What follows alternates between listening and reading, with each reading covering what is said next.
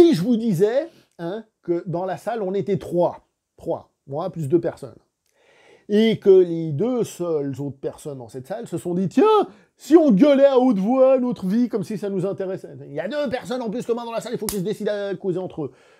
Oh là là, mon Dieu. Je leur ai dit, s'il vous plaît, parlez moins fort. Heureusement, j'ai pu le gueuler assez fort dans la salle. Hein. Et en plus, à un moment donné, je les entends faire, ah mais dites donc, si tout le film est en chinois, on va se casser, hein.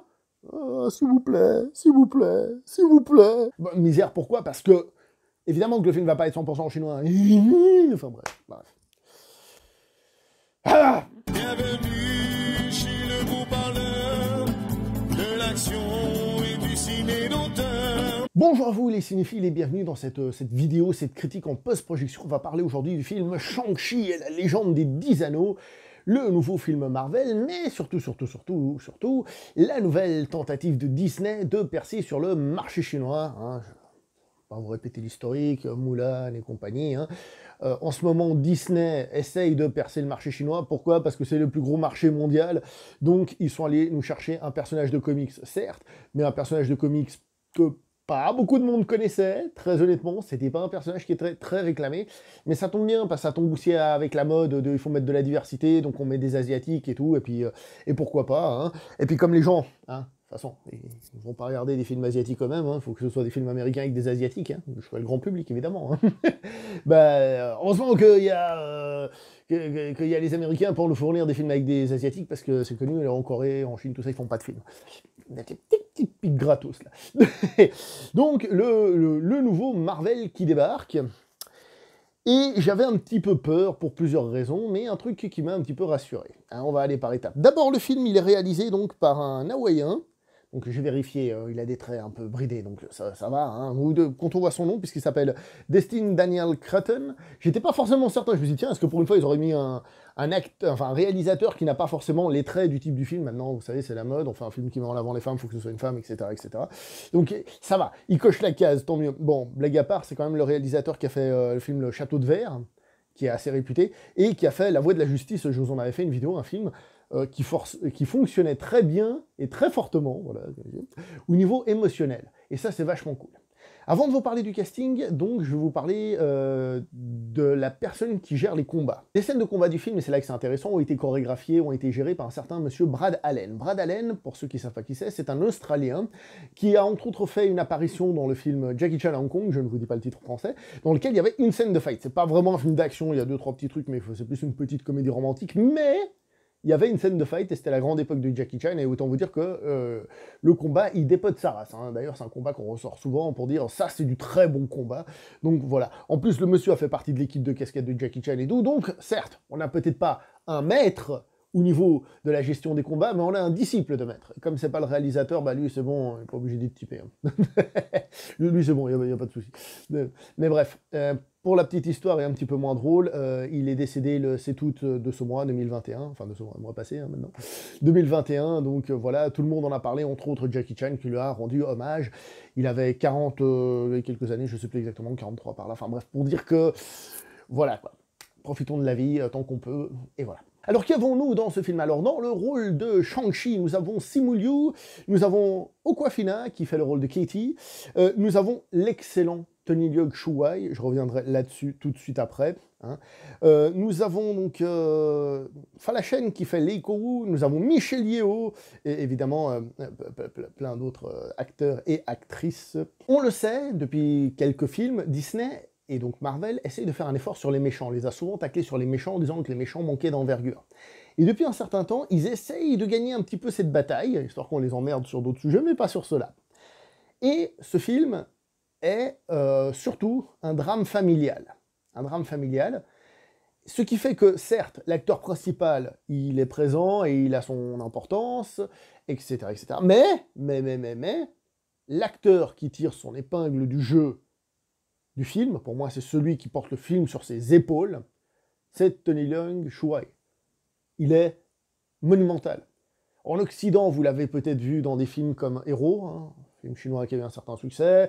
Bon, il a fait In the Mood for Love, bon, il a fait plein de films, on l'a vu dans À toute épreuve de John Woo, dans Une balle dans la tête, enfin il a fait plein de films, c'est un super acteur, qui n'est pas un acteur de film d'arts martiaux, je tiens à préciser, c'est pas un pratiquant, même si il s'était entraîné pendant une année pour faire par exemple The Grandmaster de Wong Kar-wai. S'entraîner une année en Wing Chun, ça rien du tout, hein, je tiens juste à le préciser. Une année, c'est que dalle. Hein. Il y en a qui font « ils s'entraînent une année », oui, c'est que dalle, une année.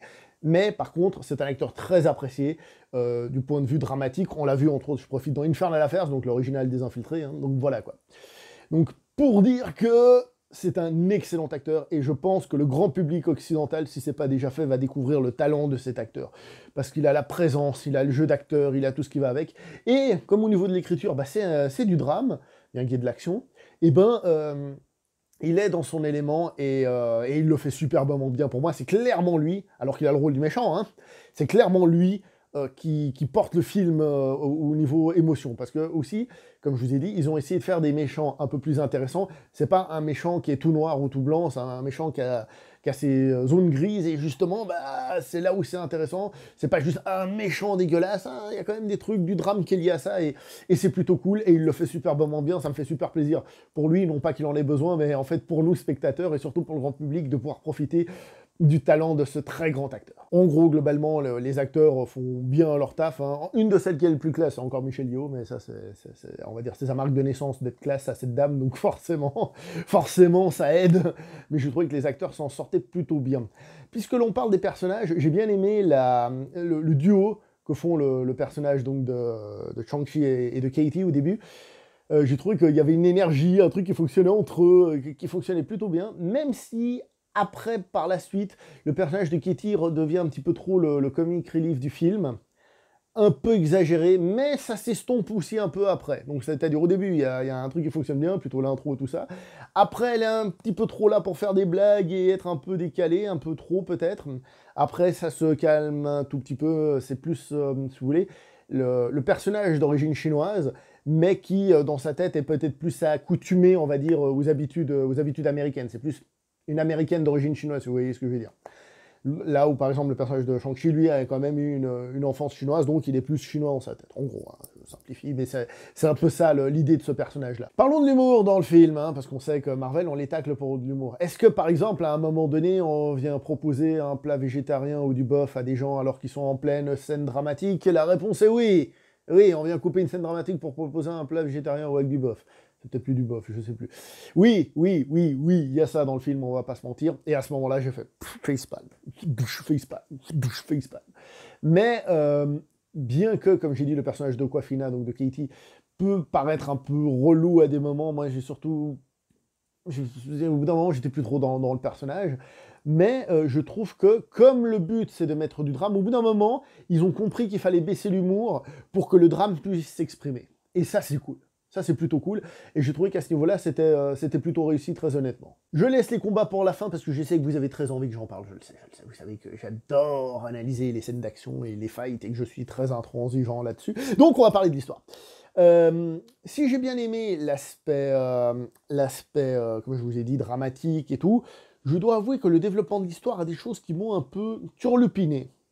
Des trucs qui m'ont paru incohérents. Alors peut-être que je n'ai pas suivi, puis vous allez m'apporter la lumière à ce niveau-là. J'allais ouvrir les rideaux pour faire passer la lumière, non, c'est une très mauvaise idée. Bref, par exemple, à un moment donné, enfin dès le début, il cherche le médaillon du personnage. Ok. Pourquoi cherche-t-il le médaillon du personnage? On le découvre un peu après dans le film, je n'ai pas trop envie de vous dire, d'accord, ok. Et le fait d'obtenir ce médaillon amène à une information. Une information, et le méchant il dit « ça tombe bien, je le sais déjà ». Ok? Et il dit que c'est un truc qui se passe une fois dans l'année, à une heure précise, machin, un truc bidule. Alors, les héros vont à ce rendez-vous, à peu près, hein, et ils arrivent à faire le truc. Fantastique.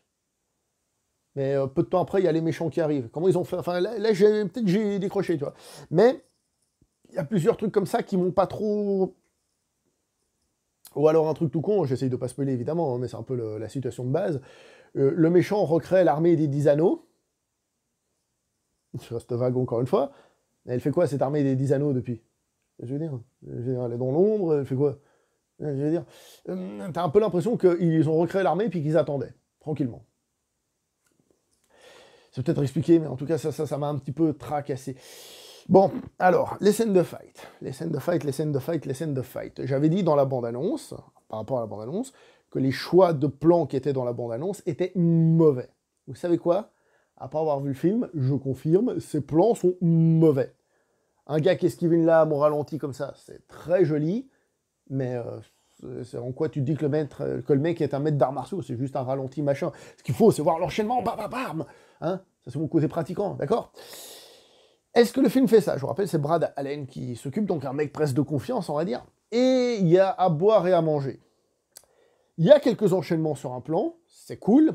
La mise en scène se veut moderne, très moderne, donc elle essaye de dynamiser, de bouger. C'est pas dégueulasse, c'est pas dégueulasse. Ils arrivent à mélanger un peu. Du coup, on perd clairement en performance physique, sportive, capacité à en mettre un coup de pied à la tête, à retomber, repartir, bam, bam, bam, bam, bam. On perd clairement là-dessus. Pour citer un exemple de film que vous avez sans doute vu, vous prenez, je sais pas moi, un Hitman. Ça se perd, mais... il y a quand même quelques enchaînements, il y a de l'idée, et c'est plutôt, comment dire, c'est quand même plutôt beau au niveau de la caméra. Il y a des astuces, par exemple, il y a une scène sur un échafaudage, où évidemment c'est assez sombre, pour les effets spéciaux, hein, pour cacher les effets spéciaux. Et du coup, ça gâche un peu la lisibilité, même si on joue des effets spéciaux pour justement jouer la hauteur, le gratte-ciel, on peut se casser la gueule, c'est cool. Mais on perd un petit peu au niveau d'autres trucs, la mobilité, comprendre ce qui se passe et tout ça, c'est un petit peu dommage. Le film n'est pas tant un film de kung-fu que ça au niveau des affrontements. Parce qu'on est dans un Marvel. Donc si on va faire une ou deux petites scènes de castagne pures, quelques enchaînements, assez rapidement, on va passer dans quelque chose d'un petit peu plus fun, qui peut le rapprocher un peu, si vous voulez, de l'idée du Wakanda, dans la représentation de ces trucs chinois dans le film, on va dire. Et... on va plus se trouver, à mes yeux, au niveau de la fantaisie, hein, c'est-à-dire avec des armes fantaisistes, des pouvoirs fantaisistes, des dragons fantaisistes. On va se retrouver dans cet univers-là, et on perd un petit peu, justement, l'aspect kung-fu pur, entre guillemets, même si, évidemment, on savait qu'il n'y allait pas avoir que ça, mais on perd un peu cet aspect kung-fu pur pour finalement vachement le diluer dans quelque chose d'autre, donc une action plus marvelisante et un peu moins physique. C'est un choix, pas forcément négatif, hein, on n'est pas face à un Lucha Liang, on est dans un Marvel, donc on vient voir des Marvel, donc pourquoi pas. L'une des premières scènes de fight, dans cette espèce de forêt, on va dire je connais rien en arbre, on va dire de bambou, il y a un petit côté, petit côté King Hu, j'ai senti un peu la petite référence, on va dire, et le personnage de la mère de Shang-Chi fait une espèce de simili tai chi, vous voyez ce que je veux dire? Et du coup, il y a ces mouvements de combat avec, vous savez, le principe des mains collantes, tout chaud, je me plante pas, qui se retrouvent, et du coup ça donne des mouvements dansés pour que le combat représente aussi autre chose. Ça y est, c'est plutôt cool aussi. Et j'avais envie de dire autre chose. Oui, on retrouve un truc qu'on a vu dans certains films d'arts martiaux, entre autres Tai Chi Master avec Jet Li et Michelle Yeoh qui est dans ce film, pour ça que je dis. Quand ils font l'espèce de Tai Chi, ça fait bouger l'énergie autour. Genre, il y a des feuilles qui viennent, des vents qui s'enroulent autour du mouvement du personnage. Donc, on a des références à des classiques, mais le but des combats n'est pas d'être la pure castagne. Donc, juger le film sur la pure castagne, on peut, dans la scène qu'on voyait dans la bande-annonce, qui est celle du bus, mais... je vous le dis, c'est filmé de trop près à des moments, il y a certains enchaînements qui sont corrects, filmé trop près la plupart du temps, parfois pas très bien, mais au moins il y a des enchaînements longs. Même quand c'est trop près, il y a un enchaînement. Voilà. Mais le film n'est finalement pas à juger à ce niveau-là, parce que c'est une action un petit peu plus classique, un petit peu plus Marvel, avec un côté épique que j'ai trouvé plutôt réussi sur la fin du film, c'est-à-dire que c'est pas juste une petite opposition, il y a vraiment quelque chose qui se passe avec du drame, une sensation un peu de bataille finale, tout ça, ça me fait penser un peu au Wakanda, je répète, à Black Panther, que j'ai trouvé franchement plutôt réussi émotionnellement, même si un peu cliché au niveau des choses, on va dire.